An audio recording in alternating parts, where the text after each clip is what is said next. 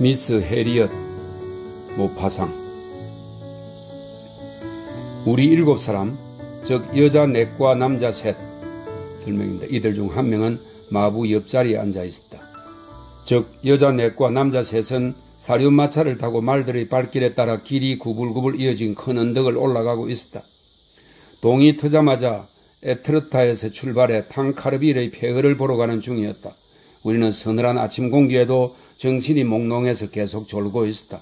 특히 여자들은 사냥꾼처럼 이런 시각에 일어나는 일에 별로 익숙하지 않아서 해돋이가 주는 감흥에도 무감각한 채 줄곧 눈을 감고 고개를 숙이거나 하품을 했다. 가을이었다.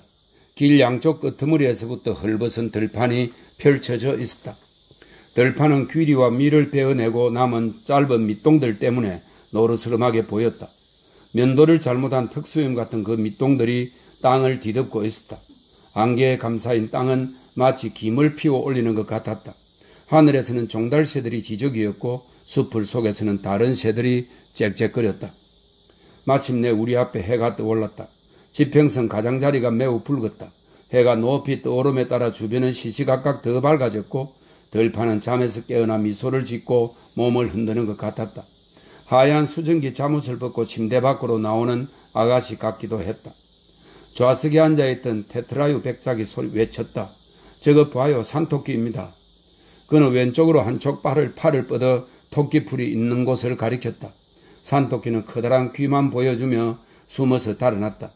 밭을 가로질러 도망치다가 멈추고 다시 출발해 미친 듯이 뛰어가고 방향을 바꾸었다가 위험을 탐색하며 걱정스러운 표정으로 마음을 정하지 못하고 길 위에 멈춰 섰다.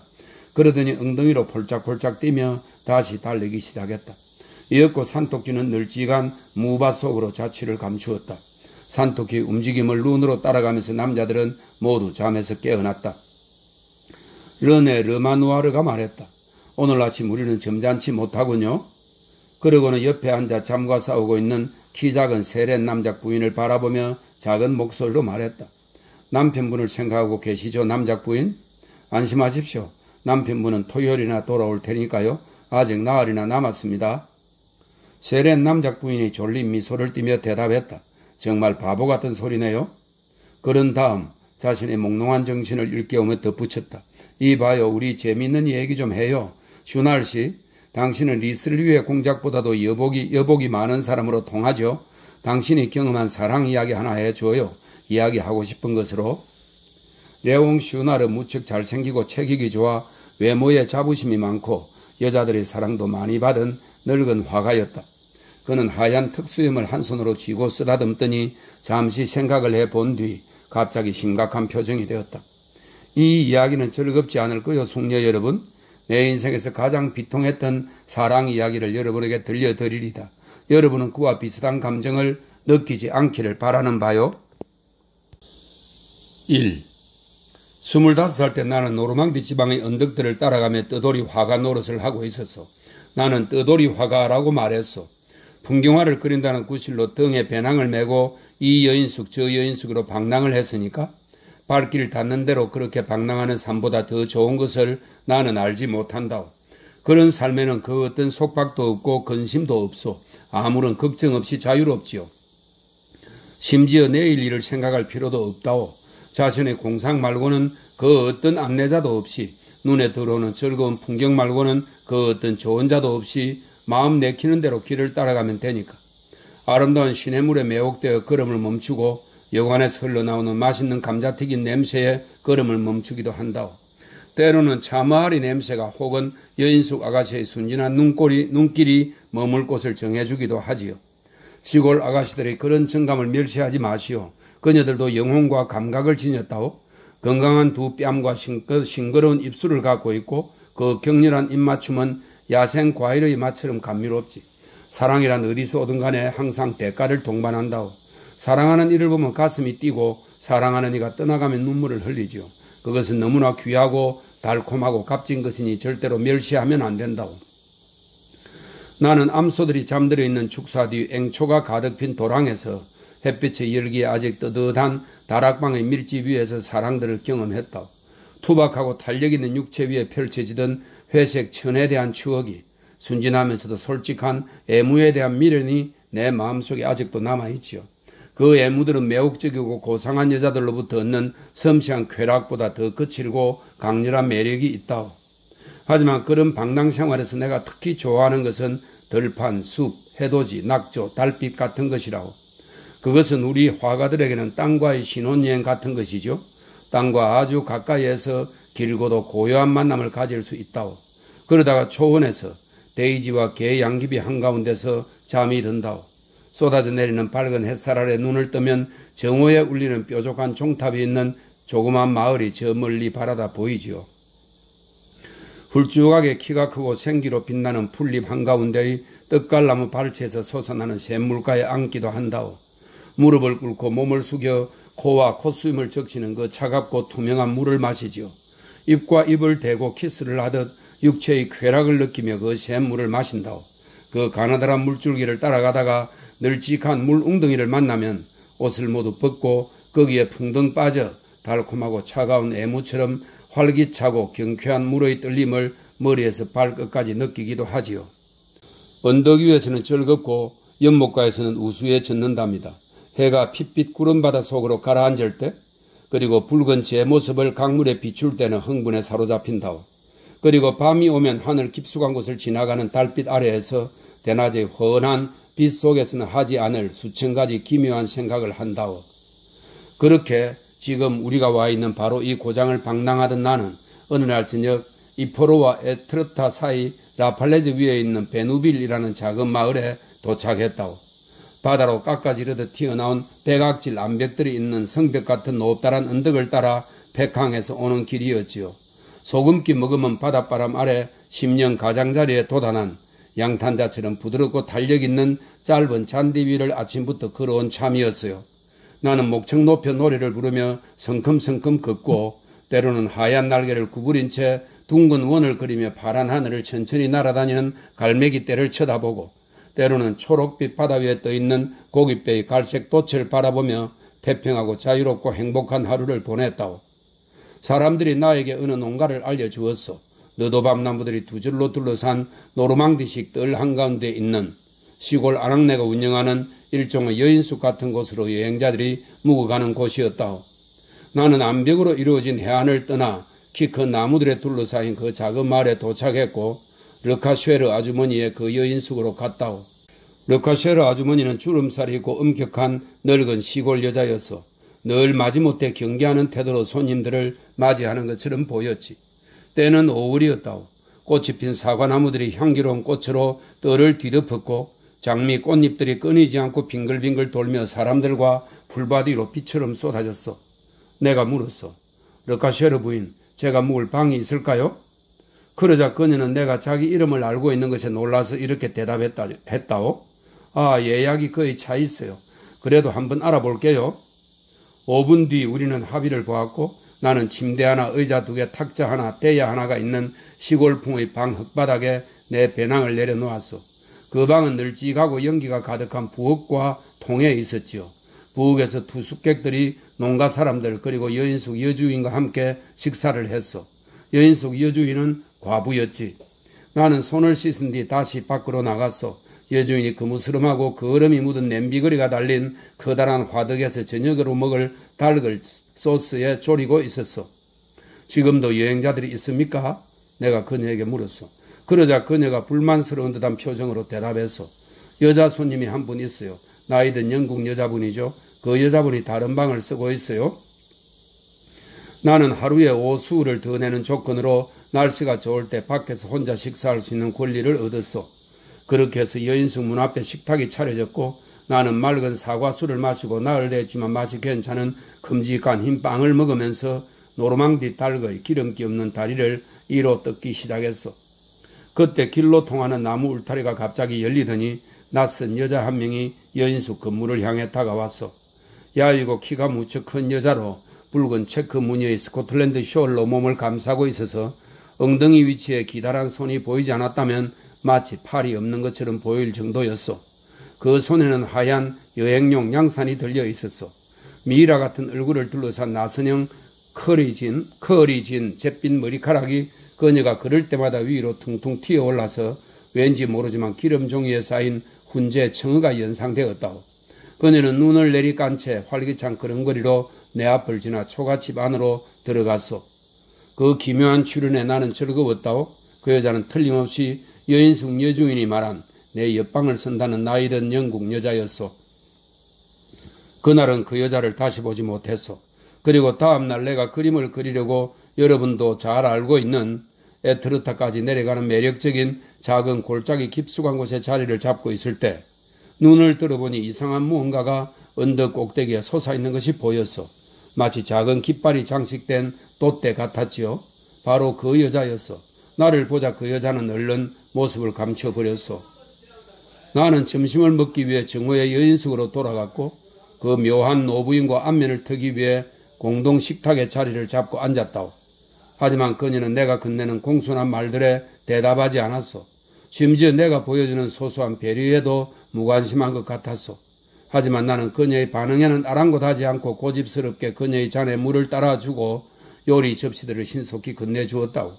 그러자 그녀는 감지할 수 없을 만큼 고개를 조금 움직이고는 영어로 뭐라고 중얼거렸는데 소리가 너무 작아서 무슨 말인지 전혀 알아들을 수가 없었소. 아무튼 그것이 그녀의 유일한 감사 표시였다오. 그녀 때문에 정신이 산란하긴 했지만 나는 그쯤에서 그녀에 대한 관심을 꺼버렸소. 그리고 사흘 뒤 나는 르카쉐르 부인만큼이나 그녀에 대해 많은 것을 알게 되었다오. 그녀의 이름은 미스 해리엇이었소. 그녀는 여름을 보낼 한적한 마을을 찾던 중 육주정 베누빌에 들르게 되었는데 그 후 이곳을 떠날 생각이 전혀 없어 보였소. 그녀는 식탁에서 잡담을 나누는 법이 절대 없었소. 신교도의 조그만 전도 책사를 읽으며 빠르게 식사를 했지요. 그녀는 그 책에 나오는 내용을 모든 사람들에게 전파했소. 마을 신부님도 신부름 값으로 이수를 받은 어느 남자아이를 통해 그 책자 4권을 받았다고 했소. 이따금 그녀는 아무런 준비도 되어 있지 않은 여인숙 여주인에게 밑도 끝도 없이 말을 건넸다오. 나는 그 무엇보다 주님을 사랑해요. 그분이 만드신 모든 피조물 속에서 그분을 찬미해요. 그분이 창조하신 자연 속에서 그분을 숭배해요. 내 마음속에는 그분이 항상 계세요. 그러고는 사람들을 개종시키기 위한 소책자 한 권을 당황한 그 시골 아낙네에게 불쑥 내밀었다오. 마을 사람들은 그녀를 좋아하지 않았소. 학교 선생님은 이렇게 단언했지. 그 여자는 무신론자예요. 그녀는 마을 사람들로부터 심한 비난을 받았어. 르카쉐르 부인이 신부님에게 상의하자 신부님은 이렇게 대답하셨다오. 그 여자분은 이단자입니다. 하지만 하나님께서는 죄인이라도 용서하시죠. 나는 그 여자분이 완벽한 도덕성을 갖춘 분이라고 생각합니다. 마을 사람들은 무신론자나 이단자라는 단어의 정확한 의미를 알지 못했으므로 마음속에 의혹을 가졌다고. 게다가 그 영국 여자가 매우 부자지만 가족들에게 쫓겨나는 바람에 세상 여러 나라를 여행하며 한평생을 보내고 있다는 소문이 돌아서 그녀의 가족들은 왜 그녀를 쫓아냈을까? 그야 당연히 그녀의 불경 행위 때문이었어. 사실 그녀는 원칙에 열광하는 사람, 영국이 많이 배출한 완고한 청교도 가운데 한 사람이었다고.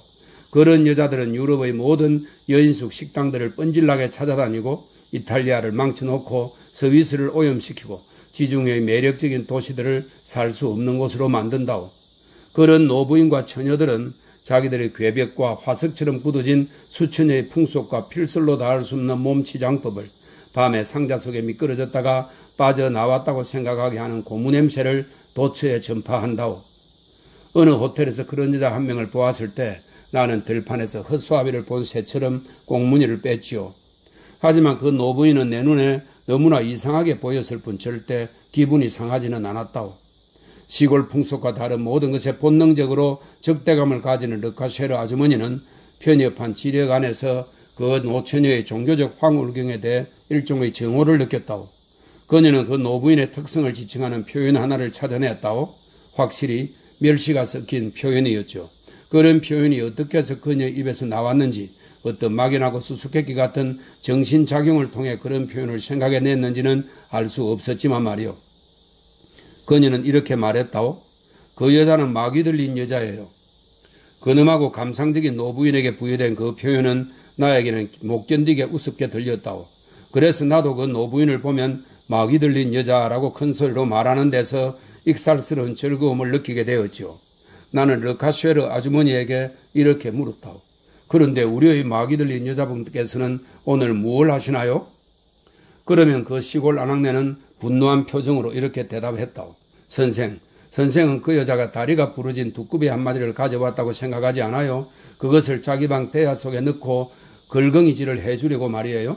바로 그게 신성모독 행위가 아니고 뭐겠어요? 예전에 미스 해리엇은 절벽으로 둘러싸인 바다 해안가에서 산책을 하다가 어부가 낚고 온 커다란 물고기 한 마리를 사서는 바다에 다시 던져준 적이 있다고 했어. 그러자 그 어부는 값을 후하게 받았는데도 그녀가 자기 호주머니에서 돈을 훔쳐간 것보다 더 화가 나서 그녀에게 흠신 욕을 했다더군요. 한 달이 지나자 그는 더욱 격분에 사로잡혀 욕설을 퍼붓지 않고는 그 일에 대해 이야기도 하지 못할 지경이 되었고요. 그렇소. 그 여자는 미스 해리엇은 정말로 마귀 들린 여자였던 거요. 르카쉐르 부인이 그런 명칭으로 그녀를 부른 것은 그야말로 천재적인 영감에서 나온 행동이었어. 젊은 시절 아프리카에서 군복무를 했기에 사표에르라고 불리는, 이 사표에르는 프랑스어로 공병이라는 뜻입니다. 사표에르라고 불리는 마국간을 담당하는 일꾼은 다른 의견을 갖고 있었어. 그는 영리한 표정으로 이렇게 말했어. 쇠울이 그 노부인을 그렇게 만들어 놓은 겁니다. 그 가여운 여자가 그 말을 들었다면 뭐라고 했을까요? 나이 어린 하녀 셀레스트 웬만해서는 그녀의 시중을 들려고 하지 않았다고. 정확한 이유는 말할 수 없었소. 아마도 그 노부인이 외국인, 다른 종족, 다른 언어를 말하고 다른 종교를 가진 사람이었기 때문이 아닐까 싶소. 결국 마귀 들린 여자라는 거지요. 그녀는 들판을 방황하면서 자연 속에서 하나님을 찾고 찬미하며 시간을 보냈다오. 어느 날 밤 나는 가시덤불 속에 무릎을 꿇고 있는 그녀를 발견했어. 나무 잎들 너머에 붉은 형체가 보여서 나무 가지들을 헤쳐보았어.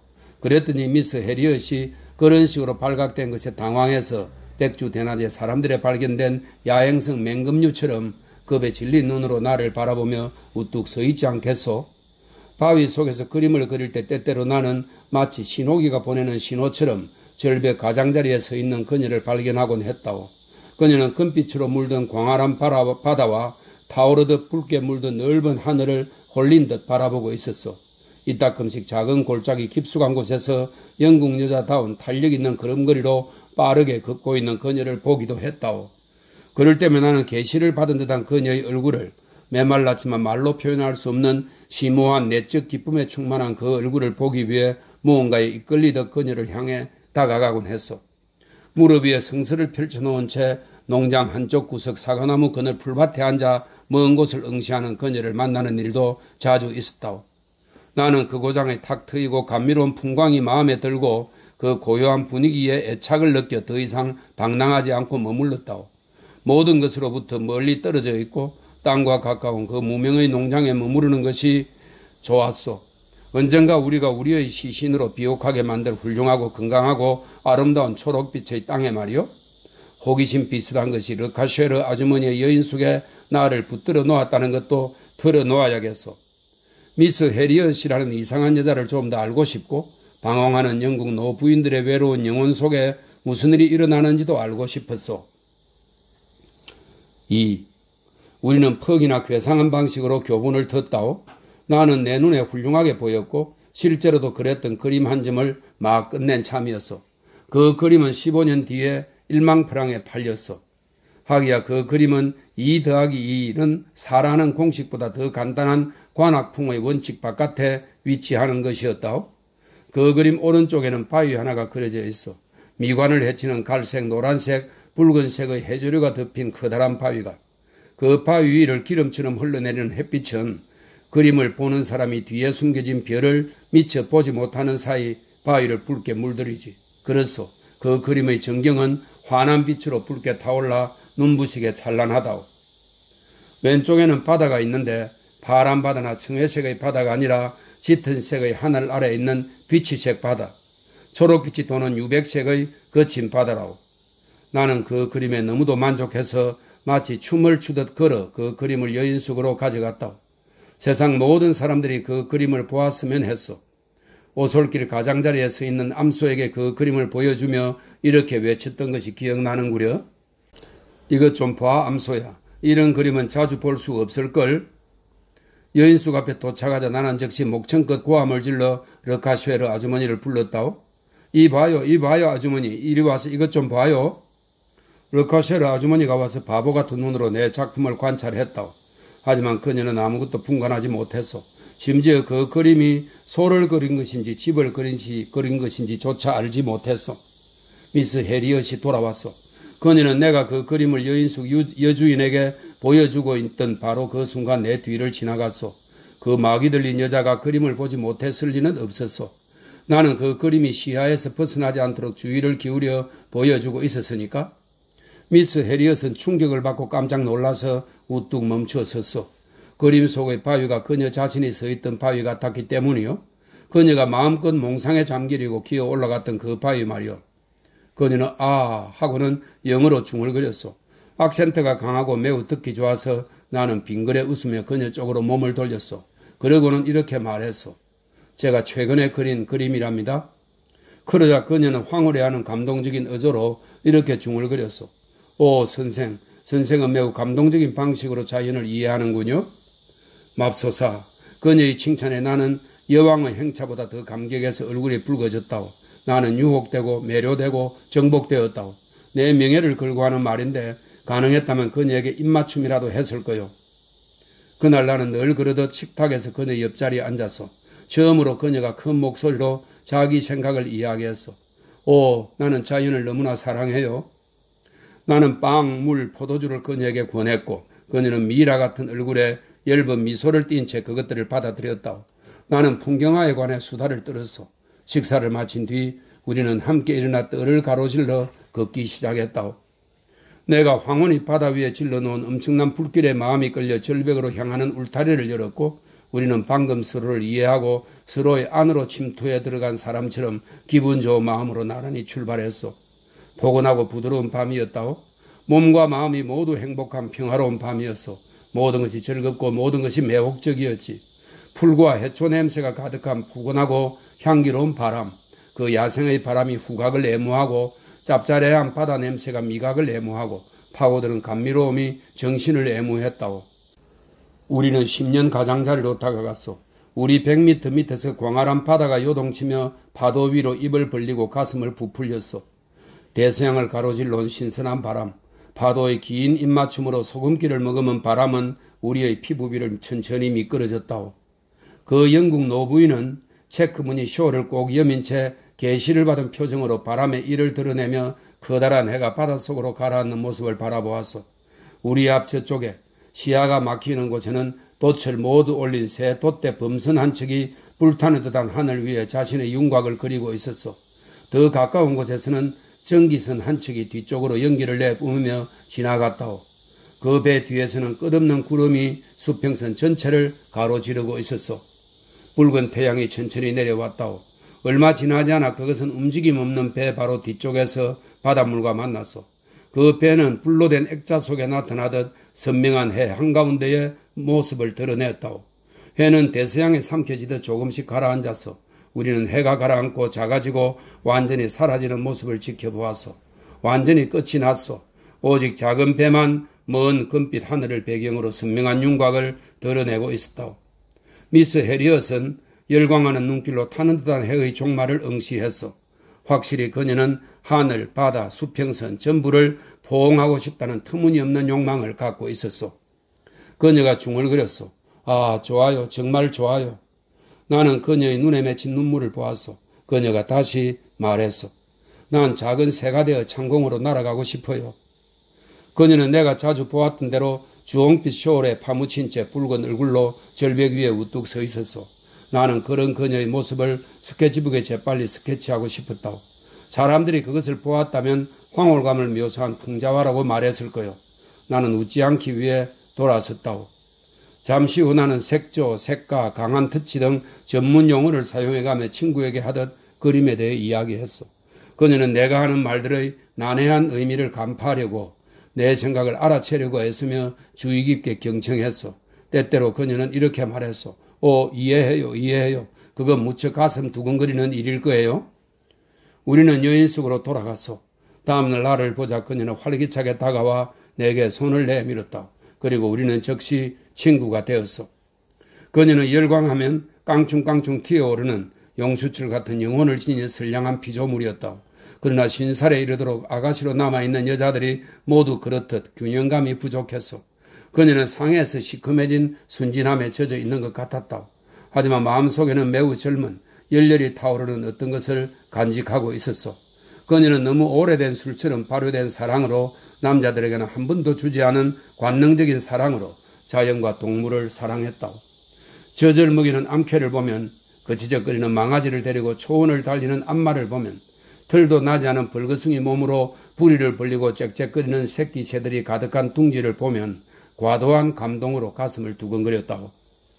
여인 속의 공동식탁에서 식사하는 외롭게 방황하는 어물하고 가여운 존재들, 우스꽝스러움 동시에 비통한 그 존재들, 나는 그녀를 알게 된 이후 그 존재들을 사랑한다오. 나는 그녀가 나에게 무언가 할 말이 있다는 것을 곧 감지했다오. 하지만 그녀는 감히 말하지 못했지. 한편으로 나는 수줍어하는 그녀의 태도가 재미있었다오. 아침에 내가 등에 화구상자를 지고 길을 나서면 그녀는 무척 불안한 표정으로 어떤 말로 이야기를 시작할지 생각하며 마을 끄트머리까지 나를 따라왔어. 그런 다음 갑자기 나를 떠나 깡충거리는 걸음걸이로 서둘러 사라져 버렸다오. 그러던 어느 날 마침내 그녀가 용기를 내어 이렇게 말했다오.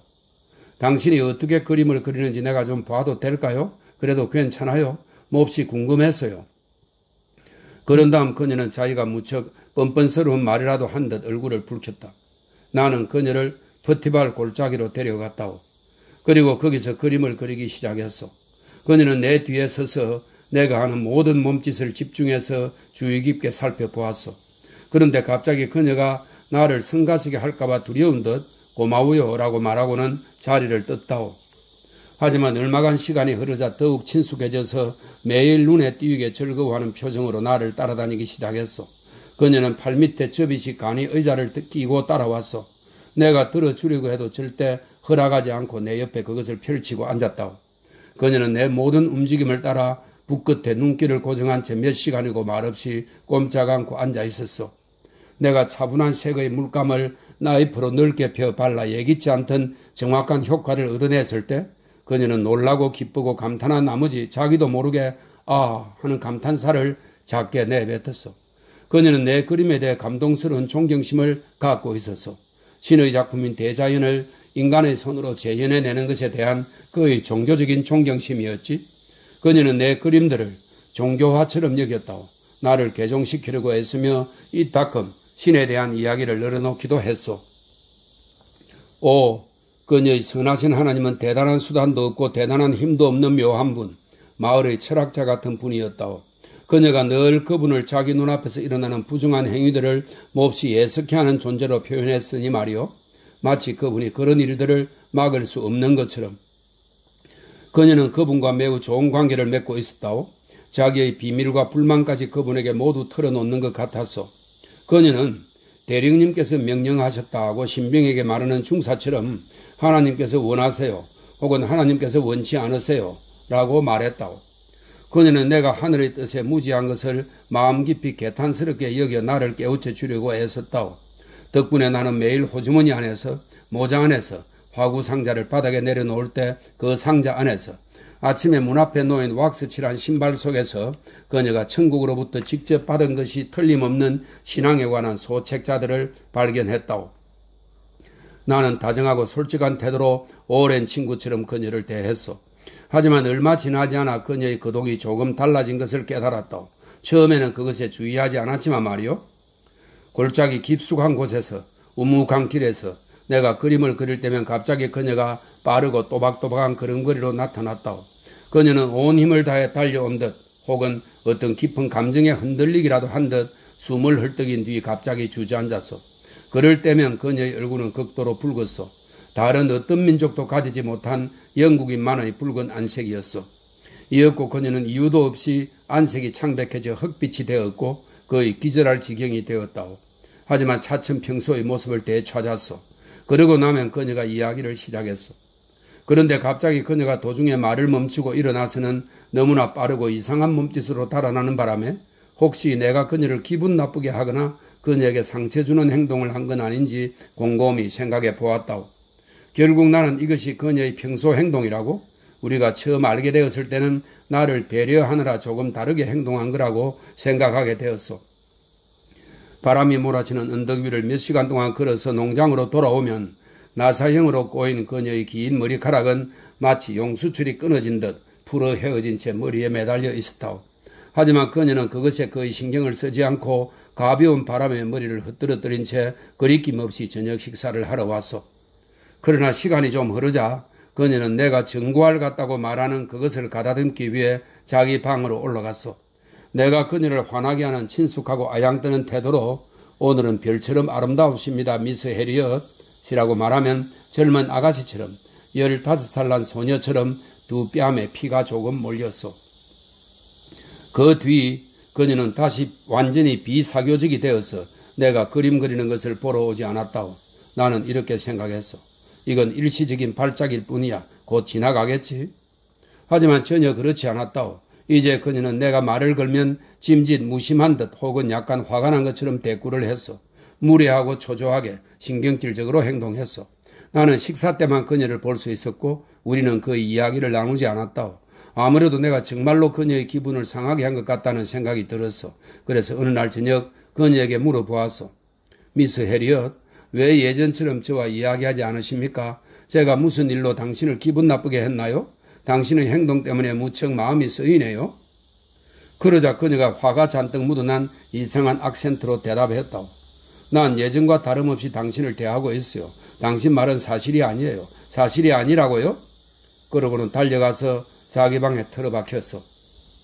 이따금 그녀는 기묘한 눈으로 나를 바라보아서 마지막 날이 언제인지 듣게 된 사형수의 눈빛이 그럴 것 같아서 그녀의 눈빛에는 일종의 광기, 맹목적이고 강렬한 광기가 있었어. 다른 것도 있었다오. 어떤 열기, 이루어지지 않는 것, 이루어질 수 없는 것에 대한 극단적이고 초조하고 무기력한 욕망 말이오. 내가 보기에는 그녀가 길들이고 싶어하는 미지의 힘에 맞서는 투쟁, 그리고 또 다른 것들도 그녀 안에 있는 것 같았다오. 3. 그리고 정말이지 기묘한 사실이 밝혀졌다오. 얼마 전부터 나는 아침에 동이 트자마자 그림을 그리고 있었어. 그 그림의 주제는 이러했다오. 동이 틀 무렵 가시덤불과 나무들이 있는 두 개의 비탈 아래 험준하고 깊은 협곡이 그 위를 떠다니는 유백색 안개에 잠긴 채 한적하게 뻗어있는 광경이었소. 그 두텁고 투명한 안개 밑에 남녀 한 쌍이 얼싸안고 입을 맞추며 오는 것이 보인다오. 아니, 오는 것을 눈치채게 된다오. 여자는 남자를 향해 고개를 들고 있고 남자는 여자를 향해 고개를 숙이고 있어. 입술을 마주댄 채 말이오.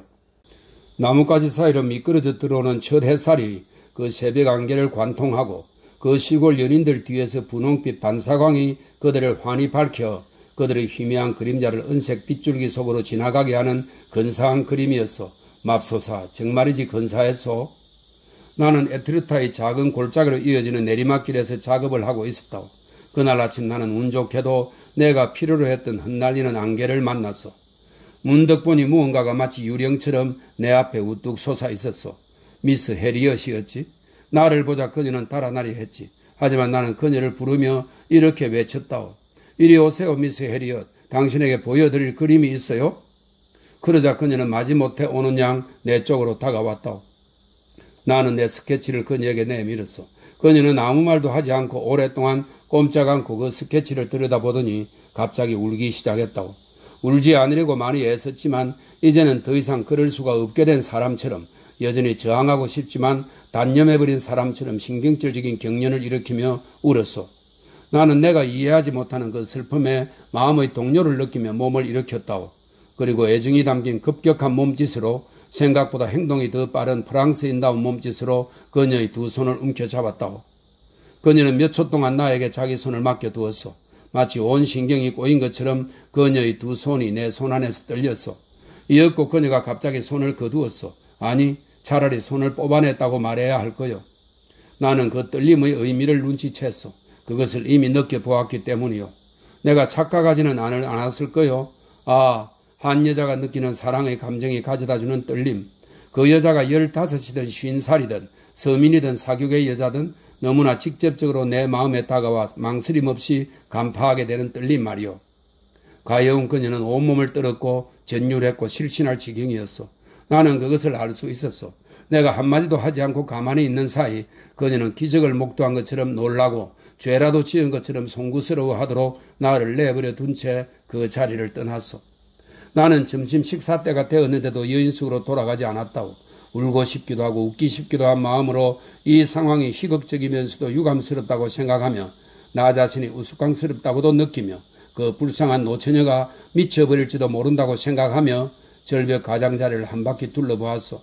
그리고 내가 어떻게 해야 할지 자문했다고. 아무래도 그곳을 떠나는 게 좋겠다고 판단했어. 그리고 즉시 떠나기로 결심했어. 나는 저녁 식사 때까지 조금 슬프고 몽상에 잠긴 마음으로 방황한 뒤 식사 시간에 맞춰 여인숙으로 돌아갔어. 사람들이 평소처럼 식탁 앞에 앉아 있었어. 미스 해리엇도 거기에 앉아 아무와도 이야기하지 않고 눈도 들지 않은 채 심각한 표정으로 음식을 먹고 있었다오. 표정과 태도가 평소와 다름없었어. 나는 식사가 끝나기를 기다렸다가 여인숙 여주인을 돌아보며 말했다오. 르카쉐르 부인, 제가 예정보다 좀 빨리 떠나게 되었습니다. 그러자 르카쉐르 부인은 놀라고 슬퍼하며 그녀 특유의 끄는 듯한 목소리로 외쳤다오. 아니, 지금 무슨 말을 하는 거예요? 우리를 떠나겠다고요? 당신하고 이렇게 친해졌는데? 나는 곁눈질로 미스 해리엇을 보았다오. 그녀의 얼굴에는 아무런 동료도 나타나지 않았어. 하지만 하녀 셀레스트가 얼굴을 들어 슬픈 표정으로 나를 보았어. 얼굴이 몹시 붉고 풋풋하며 말처럼 강건한, 그리고 드문 일이지만 매우 깔끔한 18살의 뚱뚱한 아가씨였어. 나는 여인숙 장기 투숙객의 습관으로 그녀의 얼굴에 몇 번 입맞춤을 한 적이 있었다오. 그 이상은 아무것도 없었어. 이었고 저녁 식사 자리가 파했어. 나는 사과나무 아래로 나가 뜰 한쪽 끝에서 다른 쪽 끝까지 서성이며 파이프 담배를 피웠다. 그날 내가 한 모든 생각들, 아침에 알게 된 기묘한 사실, 나를 향한 그 기괴하고 열정적인 사랑, 그 사랑을 한 뒤 떠오른 매혹적이지만 불안한 여러 가지 기억들, 그리고 내가 떠난다고 말했을 때 얼굴을 들어 나를 바라보던 하녀의 눈길까지 모든 것이 합쳐져 내 육체를 흥분하게 만들었어. 대체 무엇이 그런 어리석은 행동을 하도록 나를 몰아댔는지는 모르지만 입술과 혈관을 자극하는 생생한 기운을 느꼈다오. 밤이 되자 나물 밑에 그늘이 졌고 나는 울타리 건너편의 닭장문을 닫으러가는 셀레스트의 모습을 알아보았다오. 나는 그녀가 듣지 못할 만큼 가벼운 발걸음으로 뛰듯이 그녀에게 돌진했고 그녀가 닭들이 드러나는 작은 뚜껑문을 내린 뒤 다시 몸을 일으키자 두 팔로 그녀를 꽉 껴안고는 넓적하고 통통한 그녀의 얼굴을 마구 쓰다듬었어. 그녀는 몸부림을 쳤지만 웃으면서 내 애무를 받아들였어. 그 순간 내가 왜 그녀를 신속히 놓아주었겠소? 내가 그런 흥분 상태에서 왜 제정신을 차렸겠소? 누군가가 뒤에 있는 것을 느꼈기 때문이라오. 바로 미스 해리엇이었어. 그녀가 방에 돌아가다가 우리를 보았고 유령이라도 본양 꼼짝 않고 그 자리에 서 있었던 거요. 잠시 후 그녀는 어둠 속으로 모습을 감추었어. 나는 부끄럽고 불안한 마음으로 그런 장면을 들킨 것이 범죄 행위를 저지르다가 발각된 것보다 더 절망스럽다고 느끼며 내 방으로 돌아왔다오. 극도로 흥분되고 슬픈 생각들이 머릿속을 떠나지 않아서 그날 밤 나는 잠을 이루지 못했어. 누군가 우는 소리가 들린 것도 같았다오. 내 추측은 틀리지 않았어. 누가 집안을 어수선하게 걸어다니다가 현관문을 여는 것도 같았다오. 아침이 밝아올 즈음엔 결국 피로로 녹초가 되었고 마침내 나는 잠에 빠져들었다오. 그런 바람에 늦게 일어났고 점심 식사 때에야 어떤 태도를 보여야 할지 몰라 부끄러워하며 모습을 드러냈어. 미스 해리엇이 보이지 않았어. 그래서 그녀를 기다렸지만 그녀는 나타나지 않았다오. 르카쉐르 아주머니가 그녀의 방으로 들어가 보니 그녀는 떠나고 없었어. 해 뜨는 것을 보기 위해 아침 일찍 밖에 자주 나갔듯이 날이 밝자마자 떠난 것이 틀림없었어. 나는 별로 놀라지 않았고 조용히 식사를 시작했다.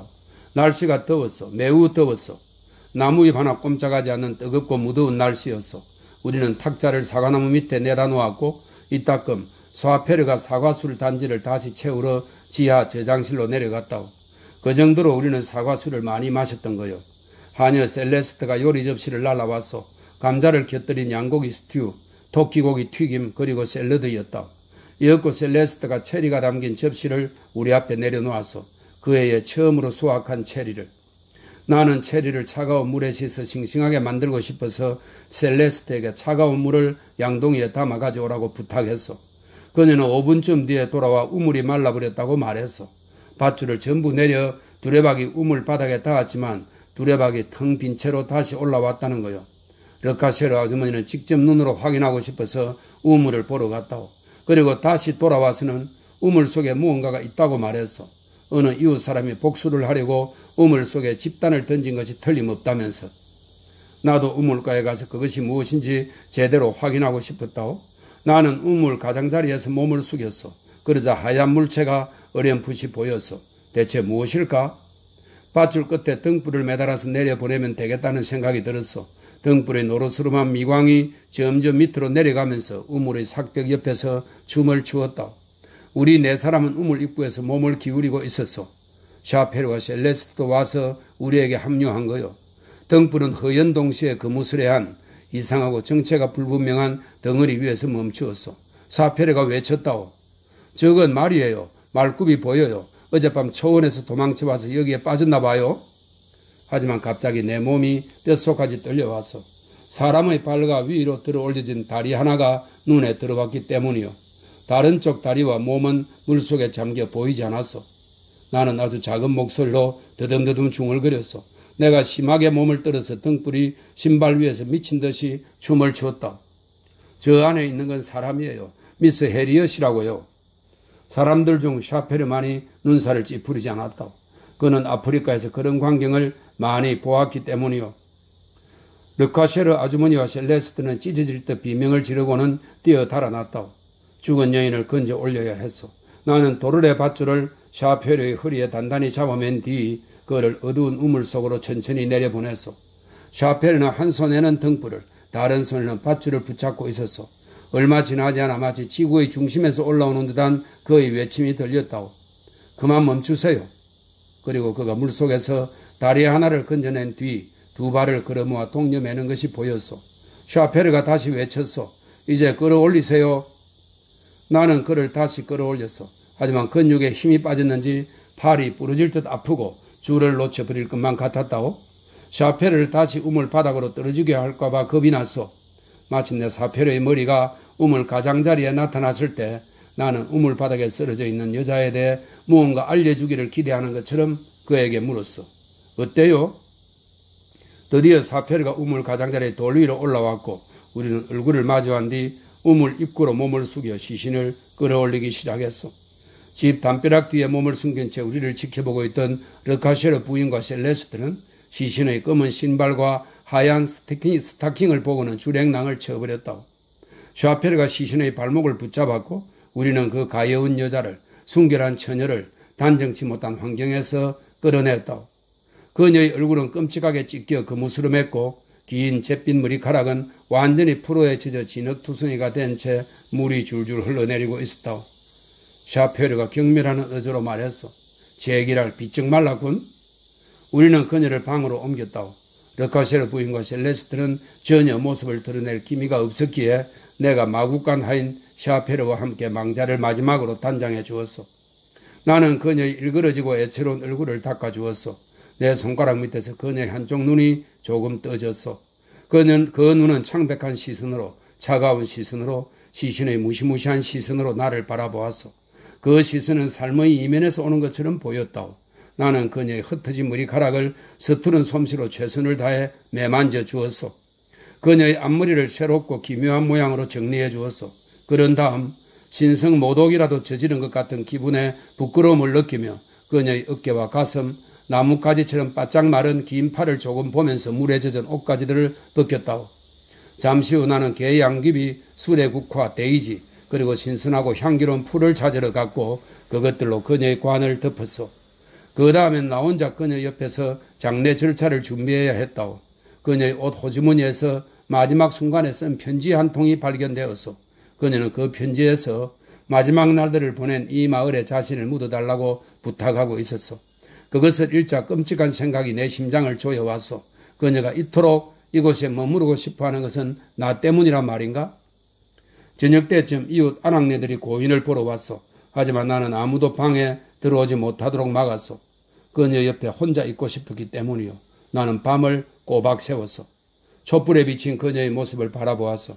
세상 사람들에게 알려진 것이 없는 그 불쌍한 여자는 너무나 먼 곳에서 너무나 비통하게 죽어 있었다고.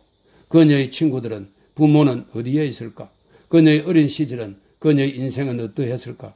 그녀는 혼자 어디서 와서 집에서 내쫓긴 개처럼 길을 잃고 떠돌았던 걸까? 줄고 부끄러운 껍데기로 살아온 이 볼품없는 시신 속에, 모든 애정과 사랑을 멀리 쫓아버린 이 조롱거리의 시신 속에 어떤 고통스럽고 절망적인 비밀이 숨겨져 있는 걸까? 세상에는 불행한 존재가 얼마나 많은지, 나는 무자비한 자연의 냉혹한 부당함이 그 여자를 짓누르는 것을 느꼈다오. 그녀에게는 모든 것이 끝나 있었어. 아마도 그녀는 외로운 사람들을 지지해주는 희망을, 사랑받을 수 있다는 희망을 한 번도 가져보지 못했을 거요. 그렇지 않았다면 왜 그렇게 숨어서 살았겠소? 왜 그렇게 사람들을 피했겠소? 그녀가 왜 그토록 열정적인 애정으로 남자가 아닌 모든 생명들을 사랑했겠소? 나는 그녀가 신을 믿은 것이, 자신의 비참함을 다른 데서 보상받고 싶어한 것이 이해가 되었소. 이제 그녀는 해체되어 흙으로 돌아가려 하고 있었소. 그녀는 햇빛을 받아 활짝 피어나고 암소들에게 뜯어먹히고 새들에 의해 알랄이 흩어질 터였소. 인간의 육체에서 다시 짐승의 육체가 될 터였소. 하지만 우리가 영혼이라고 부르는 것은 검은 우물 밑바닥에서 꺼져버렸소. 그녀는 더 이상 고통을 느끼지 않았소. 자신의 삶을 자신이 생겨나게 할 다른 삶들과 맞바꾼 거요. 어물하고 조용한 그 대면 속에서 몇 시간이 흘러갔다오. 휘꺼무리한 미광이 새벽을 알렸소.